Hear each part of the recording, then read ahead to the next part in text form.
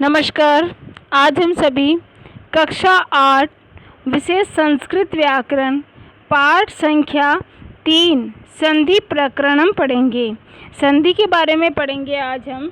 सबसे पहले संधि की परिभाषा। पूर्व पदस्य अंतिम वर्णेन सह उत्तर पदस्य प्रथम वर्णस्य मेलनेन यत् परिवर्तनम भवति तत् संधिः इति। यानी इसका कहने का मतलब यह है, पूर्व पदस्य यानी पूर्व पद के, अंतिम वर्णेन अंतिम वर्ण के, सह यानी साथ, उत्तर पदस्य उत्तर पद के, प्रथम वर्णस्य प्रथम वर्ण के, मेलनेन मिलने से, यत् परिवर्तनम जो परिवर्तन, भवति होता है, तत् संधिः इति वह संधि है। यानी पूर्व पद के अंतिम वर्ण के साथ उत्तर पद से पहले वर्ण के मिलने से जो परिवर्तन होता है वह संधि है। संधि का अर्थ देखेंगे हम। सामान्यतया संधि का अर्थ मेल, समझौता या जोड़ है। सामान्यतया संधि का जो अर्थ है क्या है? मेल, समझौता या जोड़ है। किंतु संधि प्रकरण में इसका अर्थ थोड़ा भिन्न हुए यह है। यानी कहने का मतलब यह है कि जो संधि है, इस संधि का अर्थ इसमें ये बताया गया है कि सामान्यतः संधि का जो अर्थ है हम सभी जानते हैं कि मेल या समझौता, या दो जो शब्द रहते हैं या जो दो अक्षर रहते हैं मिलकर एक नए शब्द का निर्माण करते हैं। दो शब्द रहते हैं जो एक मिलकर एक नए शब्द का निर्माण करते हैं, उसे हम संधि कहते हैं। किंतु संधि प्रकरण में इसका अर्थ किंतु जो संधि प्रकरण है उसमें इसका अर्थ थोड़ा अलग है। जबकि एक से अधिक स्वर अथवा वर्ण अथवा व्यंजन वर्ण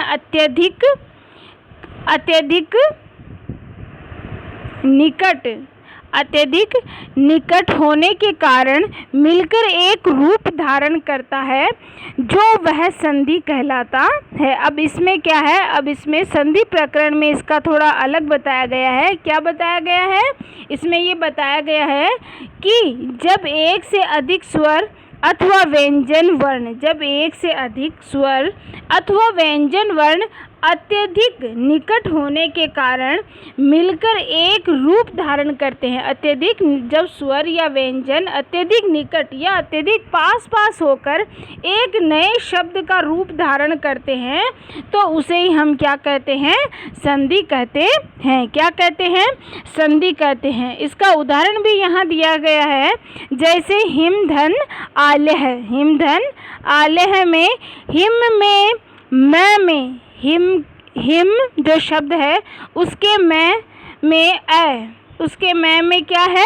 ए स्थित है। कैसे स्थित है हम देख सकते हैं। देखिए जो हिम लिखा हुआ है, जो ये हिम शब्द है, इसमें आप नीचे देख सकते हैं हलंत नहीं लगा हुआ है। नहीं है ना, इसमें हलंत नहीं है। इसका मतलब है कि यह इसमें स्वर का मेल है। अगर नीचे हलंत होता तो इसमें स्वर का मेल नहीं होता। तो इस मैं में क्या है?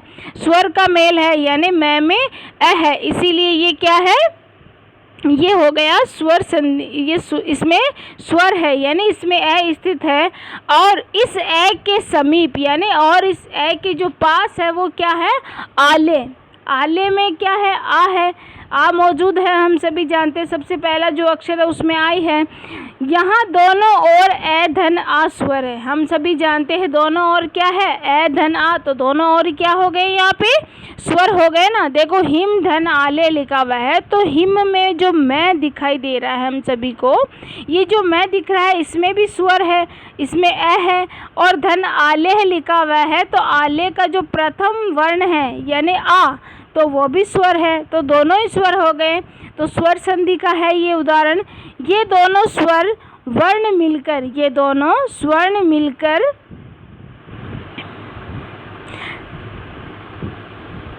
दीर्घ आ हो गया। ये दोनों ए धन आ मिलकर क्या हो गया? दीर्घ आ हो गया। और इन दोनों शब्दों यानी कि हिम धन आलेह को मिलाकर हिमालय संधि युक्त पद बन गया। क्या बना ये? हिमालय संधि युक्त पद बन गया है। यह स्वर संधि हुई। कौन सी संधि हुई है? स्वर संधि हुई। हमने अभी किसका उदाहरण देखा? स्वर संधि का। क्या परिभाषा पढ़ी हमने इसमें सबसे पहले पढ़ा कि पूर्व पद के अंतिम वर्ण के साथ और उत्तर पद के प्रथम वर्ण के साथ मिलने से जो परिवर्तन होता है उसे हम क्या कहते हैं? संधि कहते हैं। सामान्यतया संधि प्रकरण में इसका नियम कुछ अलग बताया गया है कि जब एक से अधिक स्वर या फिर हम कह सकते हैं एक से अधिक व्यंजन आपस में या पास पास निकट आकर एक नया रूप धारण कर लेते हैं उसे हम संधि कहते हैं। संधि में हमने एक उदाहरण भी देखा, जैसे हिम धन आले है, यानी ये स्वर संधि का उदाहरण था। इसमें हमने हिम को देखा तो हिम में भी मैं के साथ ए है और आले में जो आले शब्द है इसका जो प्रथम वर्ण है वो आ है, तो ए धन आ मिलके क्या बना? दीर्घ आ बन गया। क्या बना ये? दीर्घ आ बन गया। तो ये स्वर संधि का उदाहरण हो गया हिमालय। इस प्रकार हमने उदाहरण के द्वारा संधि का अर्थ समझा। आगे देखिए, इसी प्रकार सत धन जन है। इसी प्रकार सत धन जन है में सत का त व्यंजन वर्ण तथा इसके समीप में या इसके सामने जनह का क्या है? ज व्यंजन वर्ण में परस्पर मेल होने पर तय को जय में बदलने पर सज्जन है संधि युक्त पद बन गया है। यह व्यंजन संधि का उदाहरण है। अब व्यंजन संधि का उदाहरण भी हमने जो पहले पढ़ा वो स्वर संधि का पढ़ा, और हमने जो ये पढ़ा ये व्यंजन संधि का कैसे हुआ। जैसे देखो ये सत लिखा हुआ है, सत दिखाई दे रहा है, त में नीचे क्या लगा हुआ है? हलंत है। इसका मतलब त में स्वर का योग नहीं है। तो यहाँ त और धन, इसमें जन है में ज है, तो ये भी क्या है? व्यंजन है। तो त धन ज दोनों ही व्यंजन है, इसीलिए ये व्यंजन संधि का उदाहरण है। इसी प्रकार हम विसर्ग संधि का भी उदाहरण देख सकते हैं। जैसे मनस धन रत है। मनस धन रत है जो शब्द लिखा हुआ है, इसमें मनस का सवर्ण, मनस का क्या है? सवर्ण तथा रतः का र वर्ण, रतः का क्या है? र वर्ण। इन दोनों को परस्पर होने के कारण विसर्ग हो गया। इन दोनों के परस्पर यानी पास पास आने से विसर्ग हो गया है। मनः धन रतः, क्या बन गया? मनः धन रतः रूप बना, और तब मनः के नए स्थित विसर्ग को उ होने पर और मन धन उह धन रतः को जोड़ने या उनके मिलाने पर मनोरथः पद बन गया है। अब इसका मनोरथ का एक बार मैं वापस बता रही हूँ। अब मनस धन रतः हमको बताया गया, इसमें आप देख सकते हैं सभी कि इसी प्रकार विसर्ग संधि का भी उदाहरण बताया है कि मनस धन रतः में मनस का जो स है अंतिम है, ये व्यंजन है स, इसमें स्वर का मेल नहीं है, ये पूर्ण रूप से व्यंजन ही है, स्वर रहित है ये। तो सवर्ण तथा रतः का रतः में भी ये जो र देख रहे हैं ये भी, इसमें भी स्वर का मेल नहीं है। इन दोनों का परस्पर होने के कारण, इन दोनों के परस्पर या पास पास होने के कारण विसर्ग, परस्पर पास पास होना या परस्पर होने के कारण विसर्ग हो गया। क्या हो गया? विसर्ग हो गया। किसमें? स भी आधा है और र भी आधा, इन दोनों का पास पास होने के कारण क्या बन गया? विसर्ग बन गया। तो मनः बन गया। क्या बना? मनः धन रतः बन गया। क्या बना? मनः धन रतः बना और रूप बना, और तब मनः के न स्थित विसर्ग को मनः के जो न है, मनः में जो न है उसमें स्थित विसर्ग को उ होने पर और मन धन उहु धन रतः को जोड़ने या मिलाने पर क्या बन गया? मनोरथः बन गया। क्या बना? मनोरथः। तो ये किसका उदाहरण हो गया? ये विसर्ग संधि का उदाहरण हो गया। किसका उदाहरण हो गया? विसर्ग संधि का उदाहरण हो गया। इस प्रकार हमने संधि के एक स्वर संधि का एक उदाहरण देखा, व्यंजन संधि का भी एक उदाहरण देखा, विसर्ग संधि का भी एक उदाहरण देखा। संधि विच्छेद देखेंगे अब हम। संधि युक्त पद में दो या दो से अधिक शब्दों को अलग करना संधि विच्छेद कहलाता है। संधि विच्छेद किसे कहते हैं? कि संधि युक्त पद में दो या दो से अधिक शब्दों को अलग करना ही क्या कहलाता है? संधि विच्छेद कहलाता है। क्या कहलाता है? संधि विच्छेद कहलाता है। संधि विच्छेद करने पर जैसे हिम धन आले है, जो हिम धन आले में ये दो शब्द अलग अलग हो गए। जैसे हमने यहाँ देखा, जैसे हिमालय का संधि कर रहे हैं हम यहाँ पे उदाहरण के द्वारा संधि विच्छेद करना समझ रहे हैं। तो हिमालय जो शब्द है उसका अगर हम संधि विच्छेद करेंगे तो क्या बन जाएगा? ये हिम धन आलेह बनेगा। क्या बनेगा? हिम धन आले बन जाएगा। संधि के भेद देखेंगे हम यहाँ पे। सामान्यतः संधि त्रिविधः यद्यथा सामान्य रूप से संधि 3 प्रकार की है। सामान्य रूप से संधि कितने प्रकार की है? 3 प्रकार की है। जो इस प्रकार है कौन कौन से इसके प्रकार है हम देख सकते हैं। जैसे स्वर संधि, अच संधि ही वा, व्यंजन संधि ही, हल संधि ही वा, विसर्ग संधि ही। विसर्ग संधि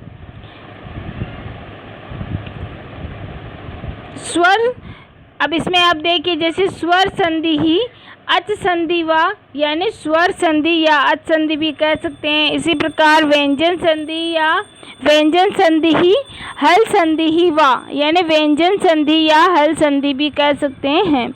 विसर्ग संधि ही यानी विसर्ग संधि भी कह सकते हैं। सबसे पहले हम पढ़ेंगे स्वर संधि। क्या पढ़ेंगे हम? स्वर संधि। स्वर संधि पढ़ने अब हम पढ़ेंगे स्वर संधि। स्वर संधि पढ़ने से पहले मैं एक बार आपको वापस संधि के बारे में बता देती हूँ। हमने संधि की परिभाषा पढ़ ली है कि जब दो शब्द आपस में मिलकर एक नया शब्द का निर्माण करते हैं उसे हम संधि कहते हैं। संधि मुख्यतः 3 प्रकार की होती है, स्वर संधि, व्यंजन संधि और विसर्ग संधि। संधि विच्छेद करने की परिभाषा भी हमने देख ली है कि संधि युक्त पद में 2 या 2 से अधिक शब्दों को अलग करना ही संधि विच्छेद कहलाता है। इसका हमने एक उदाहरण भी पढ़ लिया है, जैसे कि हिमालय का उदाहरण हमने पढ़ा। इसमें हिमालय में इसके जो संधि विच्छेद हुआ था हिमधन आले है। हिमधन आले से इसका संधि विच्छेद हुआ था। इसका उदाहरण भी हमने देख लिया है। फिर हमने संधि के भेद जो थे वो भी पढ़ लिए हैं। आगे अब हम पढ़ेंगे स्वर या अच संधि। क्या पढ़ेंगे? स्वर या अच संधि पढ़ेंगे। स्वर वर्णेन सह स्वर वर्णस्य मेलनम स्वर संधिः कथ्यते।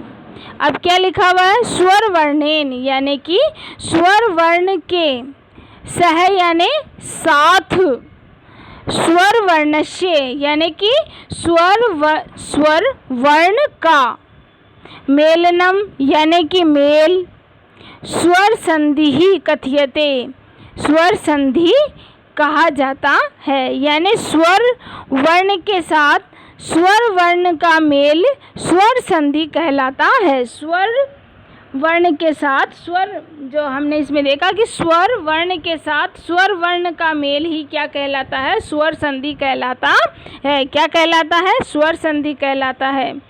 संस्कृत भाषायां स्वीकृत्याः स्वर वर्णाः इमे सन्ति।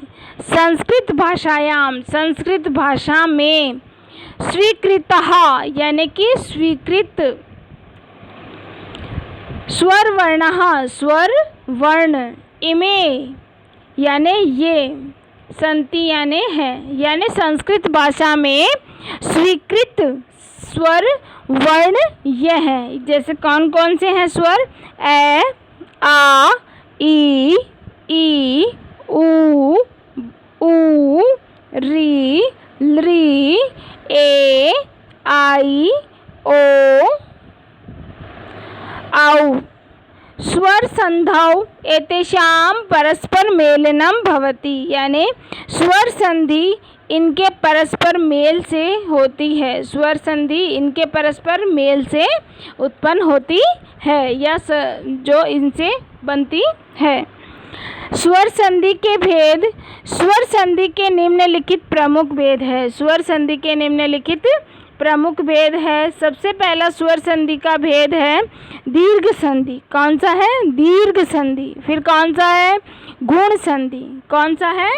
गुण संधि है। और गुण संधि के बाद में नंबर 3 पे कौन सा है? वृद्धि संधि। कौन सी संधि है? वृद्धि संधि है। उसके बाद में यण संधि है। कौन सी संधि है? यण संधि है। और उसके बाद में अयादि संधि है। कौन सी संधि है? अयादि संधि है। फिर पूर्व रूप संधि है। कौन सी संधि है? पूर्व रूप संधि है। फिर पर रूप संधि है। कौन सी संधि है? पर रूप संधि है। और उसके बाद में कौन सी संधि है? बस इतनी संधि है इसमें। संधि के मुख्यतः कितने, स्वर संधि के कितने भेद देखे हमने? स्वर संधि के सबसे पहला जो भाग है वो है, जो भेद है वो है दीर्घ संधि। कौन सा है? दीर्घ संधि। फिर गुण संधि, वृद्धि संधि, यण संधि, अयादि संधि, पूर्व रूप संधि, पर रूप संधि और प्राकृतिक भाव संधि। प्रकृति भाव संधि। तो कुल मिलाकर अपने स्वर संधि के कितने भेद हो गए? स्वर संधि के अपने 8 भेद हो गए। कितने भेद हो गए? 8 भेद हो गए। अत्र केचिद् विशिष्टाः संदेयः उल्लेखनीयाः, यानी यहाँ, अत्र यानी यहाँ, ये जो अत्र शब्द आया है यहाँ के लिए आया है। केचिद् का मतलब होता है कुछ, विशिष्टः यानी विशिष्ट, संदेयः यानी संधियों का, उल्लेखनीयः उल्लेख किया जा रहा है, यानी यहाँ पे कुछ विशिष्ट संधियों का उल्लेख किया जा रहा है।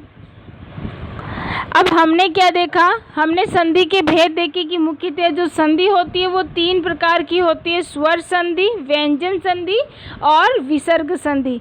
स्वर की परिभाषा हमने देखी कि जब 2 या 2 से अधिक वर्ण आपस में निकट आकर, या 2 या 2 से अधिक शब्द या वर्ण आपस में निकट आकर एक नए शब्द का निर्माण करते हैं, उसे हम संधि कहते हैं।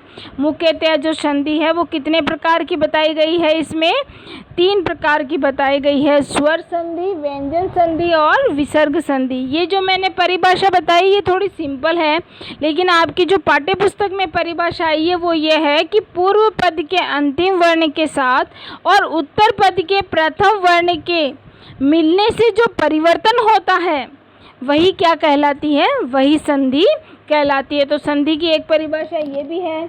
संधि के हमने 3 भेद भी देखे हैं, स्वर संधि, व्यंजन संधि और विसर्ग संधि। हमने कुछ थोड़ा सा स्वर संधि के बारे में पढ़ा है।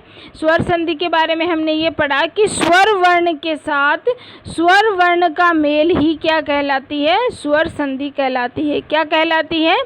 स्वर संधि कहलाती है। संस्कृत भाषा में स्वीकृत स्वर यह है, जो स्वीकृत स्वर है संस्कृत भाषा में वो कौन कौन से हैं? ए, आ, ई, उ, री, लृ, ए, आई, ओ,